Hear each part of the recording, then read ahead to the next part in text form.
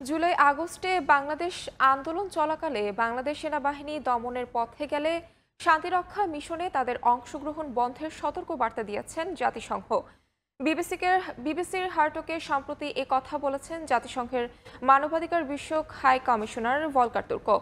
সম্প্রতি মানবাধিকার পরিস্থিতি এবং মানবিক সহায়তা নিয়ে এই হার্টক গত বুধবার প্রচার করে বিবিসির ওয়ার্ল্ড সার্ভিস। ডোনাল্ড ট্রাম্প ক্ষমতায় আসার পর মানবাধিকার কাউন্সিল থেকে যুক্তরাষ্ট্র সরে যাওয়ার বড় দেশ থেকে ছোট দেশগুলো যে প্রভাবিত হচ্ছে এমন প্রশ্নের জবাবে বাংলাদেশের প্রসঙ্গ তোলেন ভলকার তুর্ক।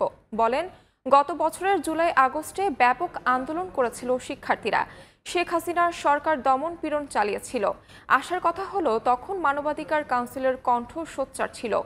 বাংলাদেশের সেনাবাহিনীকে সতর্ক করা হয়েছিল, যদি তারা জড়িয়ে পড়ে তাহলে আর শান্তিরক্ষা মিশনে অংশগ্রহণকারী হিসাবে থাকতে পারবে না।